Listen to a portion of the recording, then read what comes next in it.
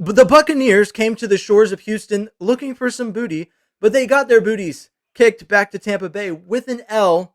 And we're going to talk about that and more on this Victory Monday edition of The Bullpen. The throw, the punches away. He floats one wide open, and there he goes. Touchdown for a Texan touchdown.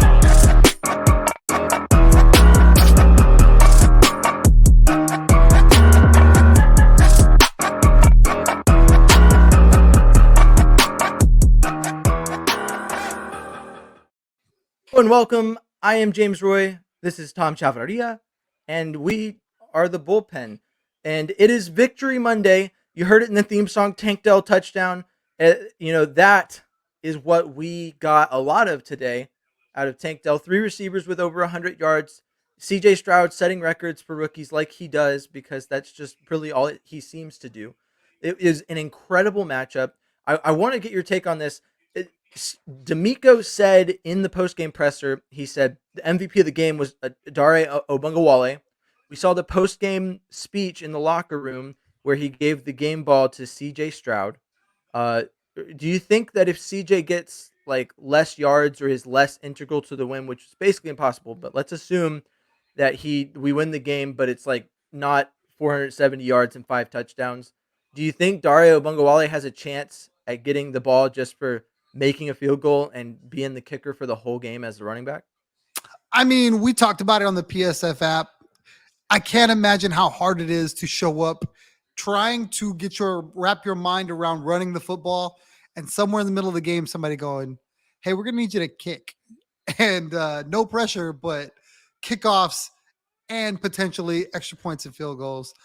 I mean, an amazing thing done by Dare Ogunbowale. I don't know how he was able to get his kickoff game. Like, that looks like so much harder, because you really have to put all of it behind it. You had this huge run up, and if you kick it short, I want to say the second or third kick, they had a really good run back. So it's a field position. It's a huge boost on field position.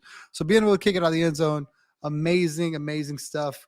What a game. I don't know where I could start. I mean, there were so many different things going on, but what a game. Dude, special teams are so incredibly important. I said this also on the PSF app. As someone who has coached junior Pee Wee football, your special teams are guaranteed to be awful. You don't have a kid on the team who can kick the ball more than 20 yards, and so you're likely starting off with bad field position. If it wasn't for the lower quality of play at that level, it'd be a lot more detrimental. It kind of reminds me of those situations where people go like, oh, well, I'm like, you have to like find the amount of people you are away from a celebrity, and they say you're like 6 people away from any given celebrity. So like I look at Dare Ogunbowale, who before the Damian Pierce injury is the 4th string running back, and how do you go, oh yeah, I'm the 4th string running back, but I also do kickoffs now. I'm like, that's just a huge jump.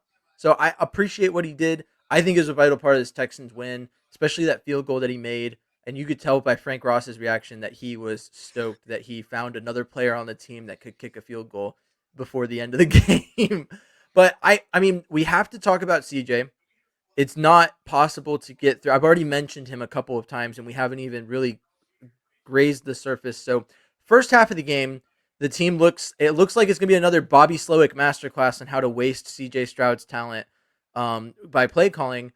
I mean, obviously CJ held his own towards the end, but like early in the game, I'm saying it was kind of rocky start. We're trying to run the ball. And then I think what happened is that Bobby couldn't get Devin Singletary established, and he finally said, "You know what, CJ, here you go." When do you think was the turning point specifically where you went, "Oh, Slowick's going to trust CJ to cook and get this win"? I think it happened somewhere in the second quarter when Tampa made that next score, and I think that put them up 17-7. And at that point, it kind of like changed the game. I think that was where, okay, no matter how balanced we want to be, if we're going to get into this game and make it competitive, we really have to be our best player forward. And I think at some point, CJ had been talking about it leading up to the game, how they wanted to be more explosive, how they wanted to get the ball into their hands of their explosive players. And I think there was a point, I can't really pinpoint it, I want to say CJ took a sack that he probably shouldn't have took. He was trying to extend a play, and the switch just flipped. It came out. They were more decisive. I think there were a better effort to get Tank Dell involved, to get Nico involved, to get Noah Brown involved, and you just saw it. It was a totally different team. They didn't abandon the run, but they basically said our passing offense is better than that you can stop, and we trust CJ with the ball more than we do us trying to be balanced, trying to beat you with philosophy. And so, as you know, last week I caught a lot of flack for using the term regress to address CJ's performance, and I'll be the first to admit that a lot of it had to do with play calling. And so early on in this game, watching CJ overthrow Tank Dell on that route where he broke free wide open, you saw CJ's reaction to that. There was a couple of throws like that, and I thought we were heading for it. Obviously, CJ didn't have an inaccurate game against Carolina, but he didn't have an impressive drive, and a lot of his production and a lot of what sparks the offense from CJ is pushing the ball down the field and making big plays. And so that was right before you said the spark was, when Tampa went up 17-10, something kind of flipped in this Texans offense, and they made the effort to, kind of lean into their strengths. But before that, I thought we were inbound for another game like the Panthers game, because we were getting a lot of plays where, CJ is really accurate. He's a really great passer. He is elite at a lot of things already 8 games into his career. But when he has misses on plays like that, if Slowick doesn't give him any more opportunities, he can't fix it. And so I was worried that we were in for another game where we were just going to try and force the run, and we weren't going to give CJ the opportunity to show that, hey, I know I missed that one throw, but like I am still CJ Stroud and I can still hit those throws. So it was nice to see throughout the game how I don't know what you're talking about, because I saw the switch flip, and that last offensive possession going into the half where they moved down the field. That sack that he took him out of field goal range, but at that point, I believe Kaimi Fairbairn was out anyways. They weren't going to kick a field goal. Um, and so that to me, that drive showed me, hey, maybe they can still get it going. I'm hopeful for the second half. And so I agree with you that CJ. I mean, I think CJ got the opportunity to turn the game around, and that's, I think, what gave the Texans the opportunity to win the game. And that's why CJ got the game ball, because they kept feeding him. Now, do you think it's concerning? I know a lot of Texans fans will tell you, like, we leaned into our weaknesses, or we're focused on other teams' weaknesses. We're going to try and run the ball because the Panthers can't defend it, and we're not leaning into our strengths. But are you concerned that the Texans' offense will become predictable and one-dimensional because of this, leaning into what CJ can do? Like 470 yards and 5 touchdowns doesn't happen every time a quarterback touches the field, and teams, have the film on CJ. So do you think that now that teams are aware that we'll probably try and pass the ball more, that could pigeonhole us or make the offense one-dimensional? Not at all. When you look at some of the best teams in football, when you talk about the Kansas City Chiefs, when you talk about the Cincinnati Bengals, when you talk about the Miami Dolphins, everybody in the building knows that Patrick Mahomes, Tua Tagovailoa, uh, I'm struggling with the Joe name right Burrow. now. Joe Burrow, thank you, are going to have the ball in their hands. It's not a maybe they'll throw the ball today. No, you're going to see them throw the ball anywhere from 35 to 45 times. And yes, there will be a run game in there somewhere, but they can throw the ball 10, 15, 20 times in a row, and it may not matter. The great years of who most people consider the GOAT in Tom Brady, you knew at the end of the game, or you knew for a good portion of the time, Tom Brady was going to be chucking. It wasn't a question. Now, whether it was to a check down, to a running back, deep ball, whatever, that's where the gamesmanship was.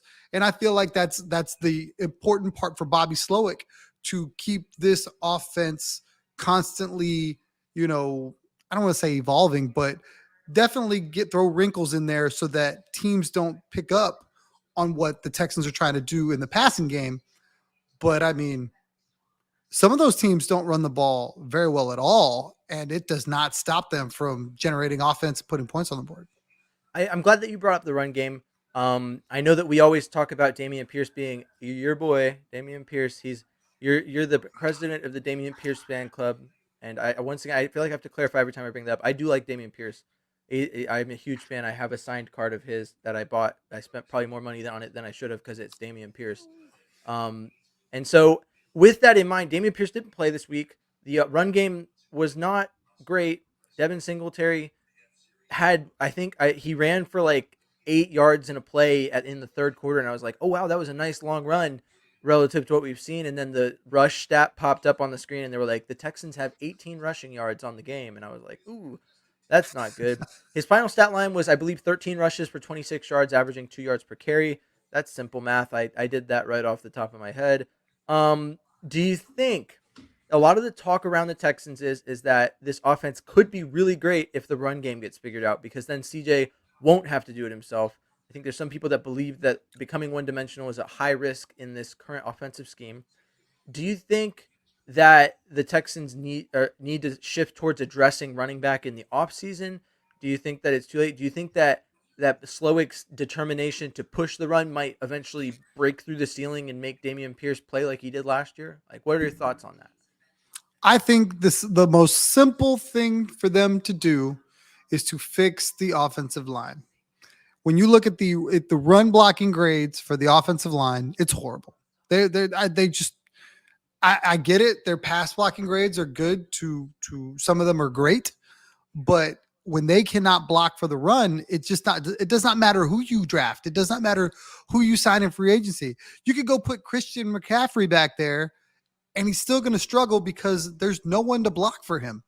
So I think this week further lets you know that Damian Pierce is not the problem. Devin Singletary coming to this team was averaging 5 yards a carry before he got to Houston. Now, he didn't get the full workload, whatever the case may be. They put the ball in his hands. He made stuff happen. I don't think that changed because he changed jerseys. I think a lot of this can be fixed with work on the offensive line. Titus Howard, get him back where he belongs. Find you some guards and tackles that are just guards and a center, I guess. I'm sorry. And figure this thing out, because when they block, I think you're going to get a better run game. And I agree. Even when Jarrett Patterson was healthy, we always gloat about how he's a 6th round center. He's doing really well relative to his draft position, but his run blocking grade was never super great. I believe it was actually a 37 at one point from PFF after the week that he got injured. He was not exactly doing the team any favors with his blocking in the run game. And you saw it early in the game. There was a play where Devin Singletary was set to like take off, and you watched Shaq Lawson was pulling, and then you saw him cut up early and try and get someone and help. And then Devin White just shot through a wide open gap and it went from like, oh look, that could be like a nice 10-yard gain to like, oh, that's like -2. Okay, well I guess we'll start from square -1 to try and figure out how to move this offense forward. And so I agree with you. I think that a lot of people understand that. There are some people, a lot of the people that are down on Damian Pierce or that don't like him as a running back or are already out on that train, are basically ignoring the lack of offensive line play and the lack of run blocking specifically, as it pertains. And I think that a lot of people early on were like, well, CJ can play with the rush, so Damian should be able to figure it out. What they're not factoring in is that that's early season. Throughout the season, it's actually kind of evened out where CJ is playing a lot better with a clean pocket, and he's getting higher pass blocking grades on the offensive line. So he's getting the help he needs in that regard. We need to in turn give Damian Pierce and Devin Singletary and Mike Boone the help that they need in order to succeed from the offensive line. So while the offensive line is drastically improved from last year, I do think there's room for improvement in that group, specifically in the run game. Now, I want to talk about the last drive of the game, because this is huge to me as someone who we've talked a lot about the traits that make CJ elite: ball placement, his ability to make the players around him better, and just his ability to have the pocket presence necessary to step up, make throws, get the ball out quick. Everything that he does is just at a high level for where he's at as a rookie, and even relative to some of the better quarterbacks in the league. And so the other week against Atlanta, we had a late touchdown drive, and I said that was huge for him because that's a milestone, his ability to lead the team down the field late in the game. And then we got a real life, like, no doubt, hey, there's 45 seconds left, 4 points, get us a touchdown, CJ, do it. And he led the drive to perfection. I'll quickly recount the plays. It was a nice reception up the middle to Dalton Schultz. He hurdled someone, got tackled about a 9 yard gain. Then they rush or they called a timeout. 31 seconds left. Drops back, throws it up the middle to Noah Brown for about a 20 yard gain or so. I want to say maybe 15. Um, get up to the line, clock it, and then drops back. They realistically had to go to the sideline on this next play, and they did. They caught Tank Dell on an out route set up at the 15-yard line. And that was when CJ broke the record for most passing yards in a game by a rookie quarterback, set by Andrew Luck. At that point, 455 yards, drops back next play, 10 seconds left, takes him 4 seconds, hits Tank Dell in the back of the end zone for a touchdown. The drive took 40 seconds, and with those 6 seconds, kickoff, Bucks have it, run the clock out on some weird lateral kind of like we're gonna have to get a touchdown, I guess, play. And I felt like they had more. They had better options at their disposal. That was a bad call, but we won't harp on that. CJ has done exactly what I mentioned he needed to do. It was impressive when he did it in Atlanta, even though he didn't win the game.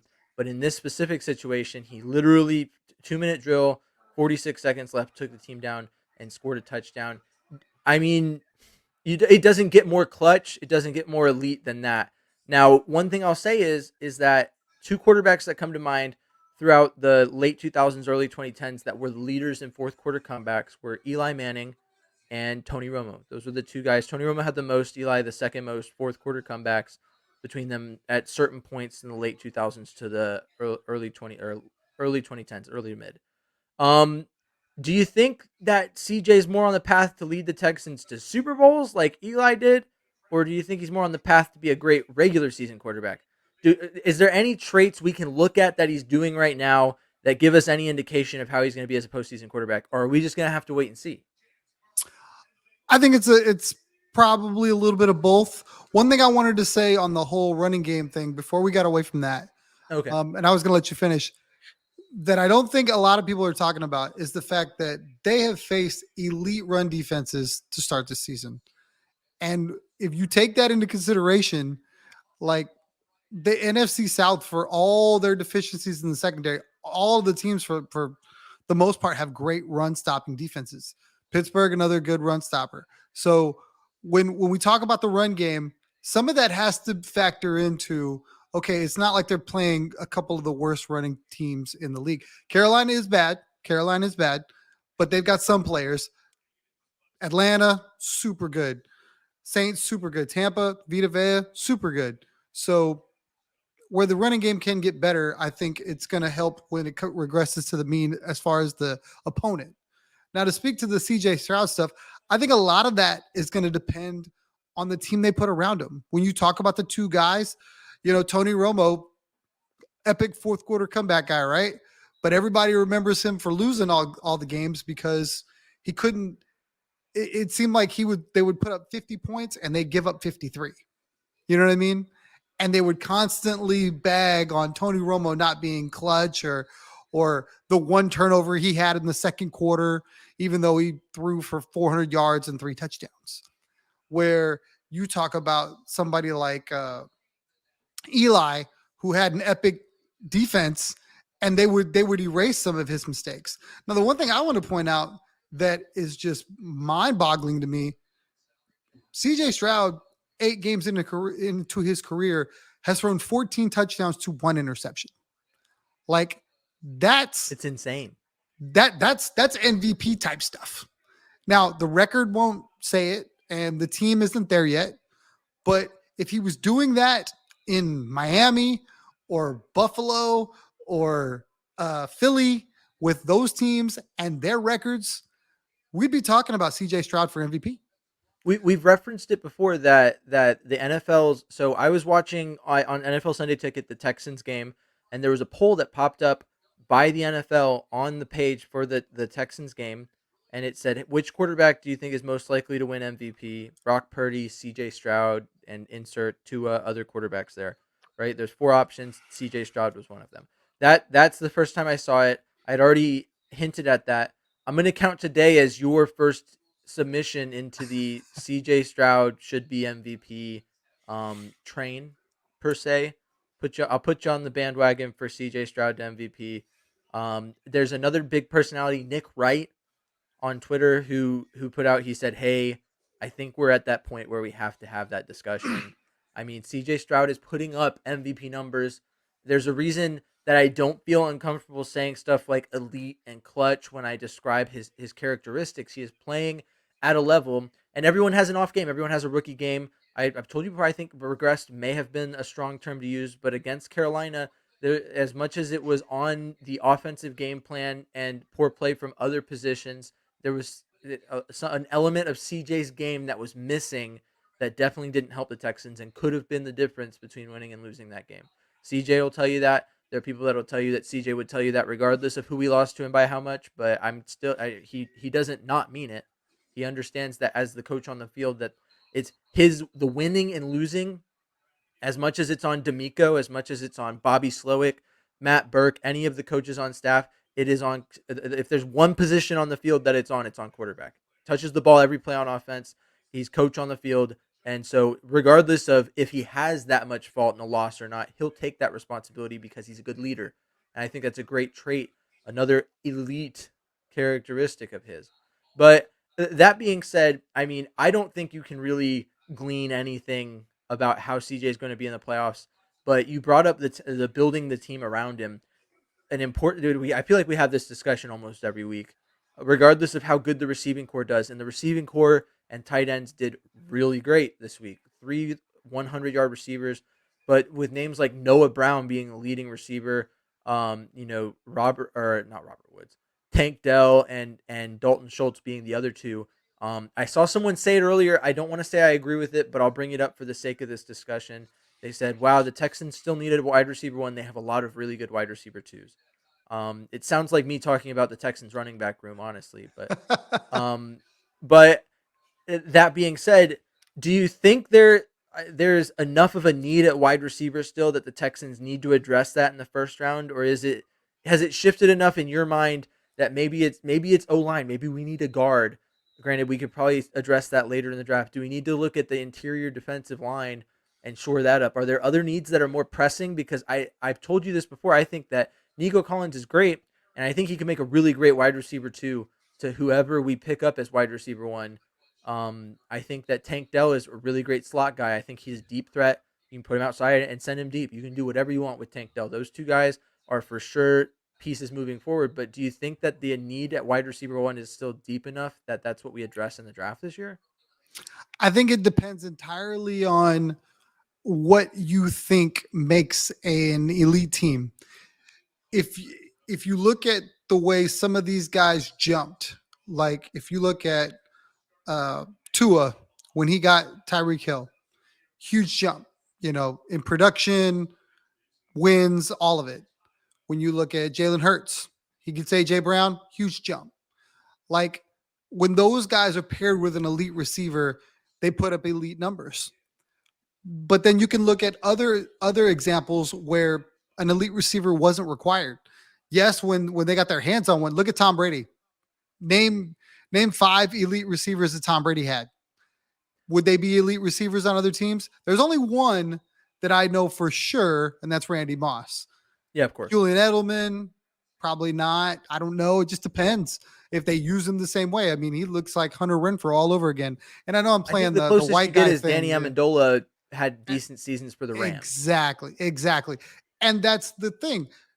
Tom Brady was able to take basically whatever you gave him, tight end, wide receiver, whatever, and make them good.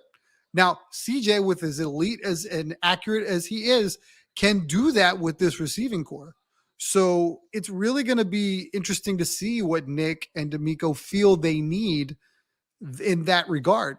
They may come to camp next year with everybody and re-sign Noah Brown and go, let's do it all over again. Nico's the one, Tank's the 1A, Noah's on the other side. We still have Mechie, we still have Hutch that we can filter in as we need to, and maybe draft another tight end. I don't know. I think tight end is probably. I would almost venture to say tight end's more of a need than wide receiver. Not tight end one per se, as long as Dalton Schultz stays, but tight end is a position that has been riddled with injuries. Has not quite performed at depth as well as I would have hoped. I'll say this personally. As someone who has always valued the trenches super highly, it's like quarterback, and then your D and offensive linemen are like vital to the success of a team, in my opinion. And so we haven't talked a lot about the defense in this episode. I'd love to get into that. Personally, my answer is interior defensive line. I think that's the move.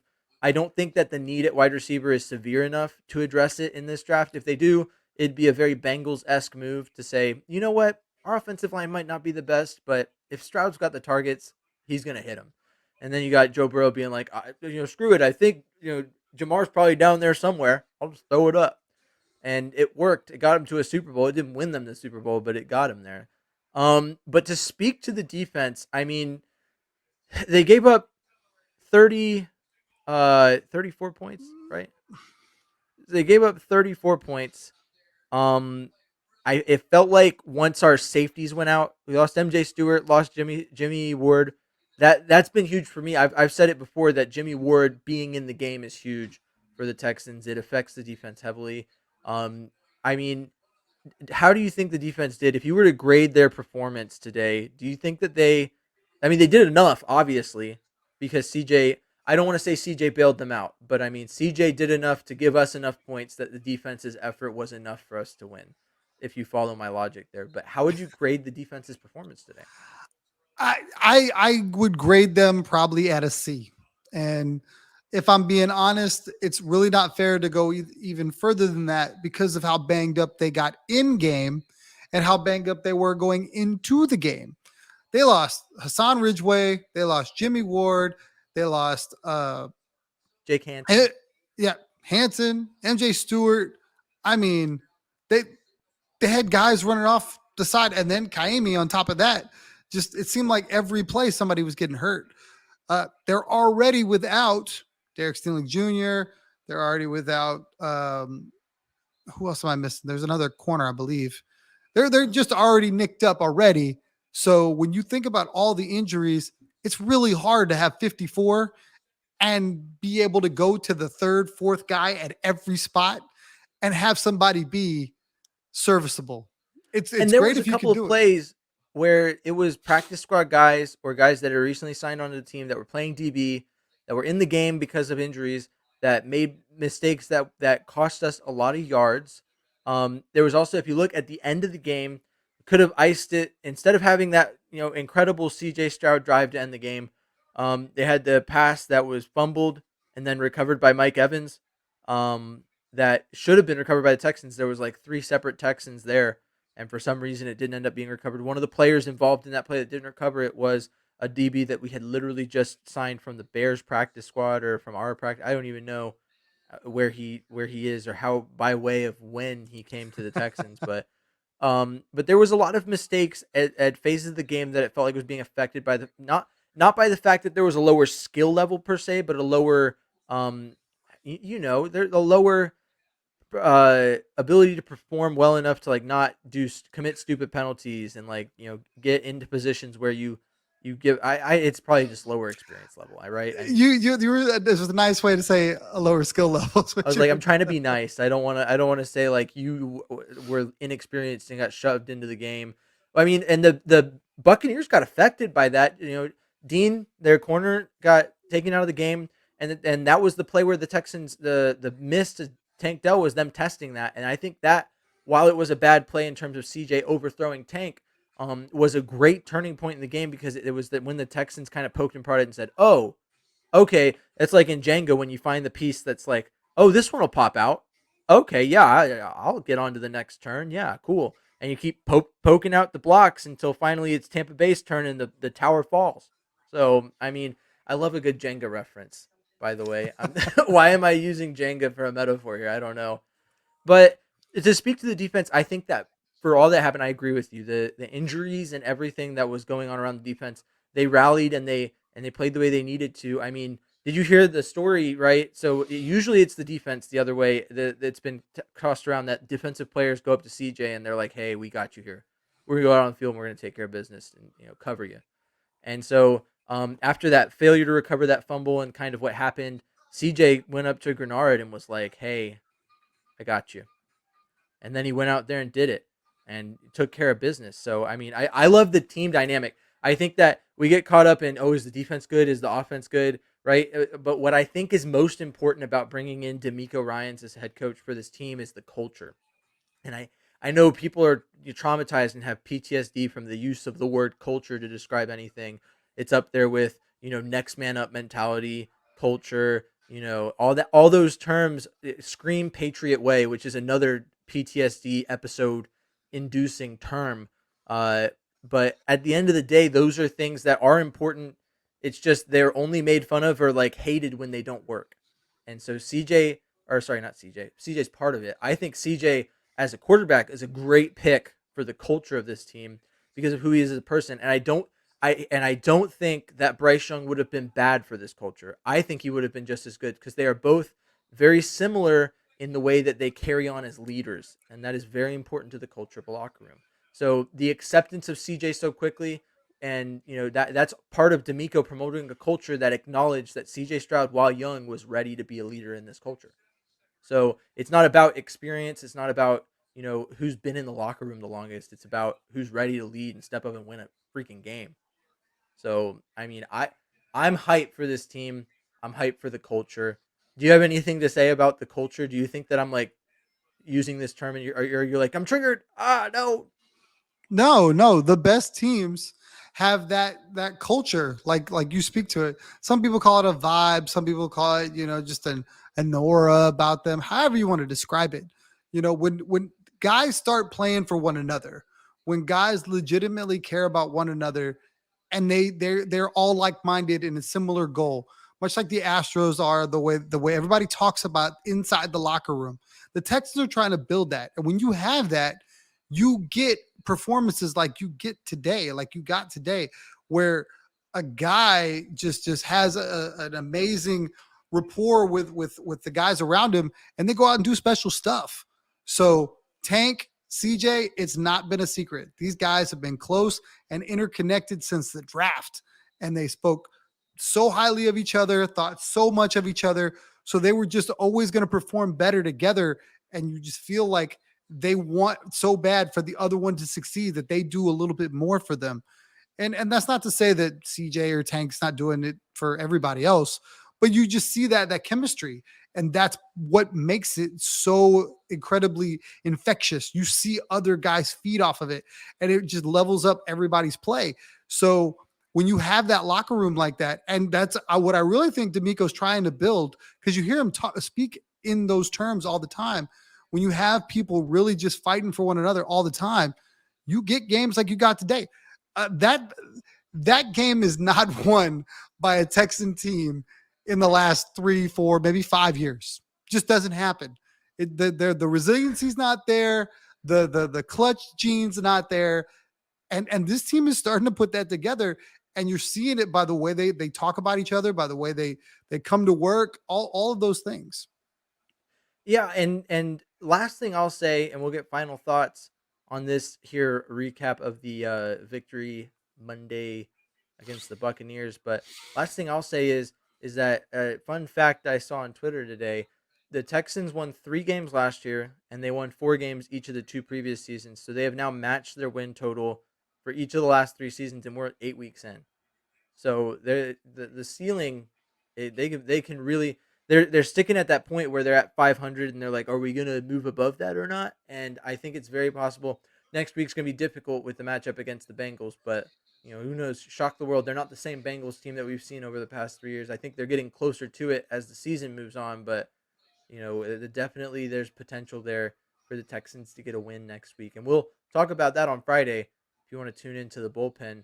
Additionally, actually, I'll let you get your final thoughts in, Tom, before I start promoting the podcast for the future. So, you got For any final me, thoughts on this victory? I can't be more proud to be a Texan fan. It is a great day to be a Texan fan. There's the future's so bright. You can just see it from the top down. I think that they're building something really special, and they've got a bunch of young guys, a bunch of young studs that are going to grow up together. And there are some teams that did some very, very impressive things that had similar setups where you had young guys in key positions that all grew up together, and that team just slowly became a juggernaut in the league. And I feel like this team can do that. I can't wait for Sunday. Everybody's counting out the Texans against Cincy. Cincy's playing or playing better football as of late. But I, I I want the barometers now. I want to see how they measure up. I can't wait to see them play Miami again. I can't wait to see them play Kansas City again. I want to see them play the best teams and see where they stack up to see how big the gap is, because I don't think it's as big as the national media would let you to believe. Oh, I don't think so either. And I love how you said that you're so proud of the team. It reminded me of that moment where CJ in an interview was like, that's not going to fly with me. I went, when you walk around with Texan, I want to walk around with Texan gear pride like we do when we win. I'm like, yeah, I'm all about it. Did you like, by the way, my last thought is, did you hear in the post game interview, he subtly snuck in, it's an on to Cincinnati. He said on to Cincinnati. And I was like, oh, well, I like the subtle Bill Belichick reference there, because we can't seem to get away from the Patriot way, even from our new quarterback. It's just hitting right there. It is truly on to Cincinnati, and you'll hear about that. Like I said on Friday, we have special guests coming on Wednesday on a live stream for the podcast, and it'll be available on the podcast feed after for those of you that listen that way. Our special friend from Canada, we're going to ask him how he became a Texans fan living in Canada. That seems to be a trend. I know at least 3 separate Texans fans that are in Canada. So we'll find out what he's wants to talk about with the Texans. And yeah, we're on the PSF app, so you can catch us there. Covered the game today. Mostly Tom. I was there too. And that's a great way. That app is revolutionary. It's going to revolutionize how people consume sports. So if you're a huge fan and you want a forum where you can talk to fellow Texans fans, it's a great place to be. Download the app today and get into the Texans chat room. Um, I am N1 Texans fan on social media, and that's also what you can search up if you want to find the bullpen on YouTube. Tom, where can they find you at? On Twitter, because I don't believe in the X. It will always be the little bird for me. I will always tweet. I will not be Xing anything. I am at Third Coast Tom, all spelled out. And that is the best place to find me. I'm definitely on the PSF app. Third Coast Tom on there as well. Hop into the texting chat. It is not just a football thing. If you're into baseball, they've got the Stros. The basketball's got the Rockets. If you fan other cities, there are media casters pretty much for everything right about now. Hockey's not there yet, but I think that's coming too. That is going to be a place where you can get into a forum talking to people about sports for anything when it's all said and done. It's a really great place. I invite you to come check it out and just go into different chat rooms, see what you like. And but come back to the Texans. Venture out, but come back to the Texans. Obviously, come back to the Texans chat room. All right, y'all. Well, I have been James Roy. This has been Tom. Thanks for listening. Vamos Texans. And yeah, we'll see them in Cincinnati. I guess it's on to Cincinnati now. So we'll talk about that on Friday.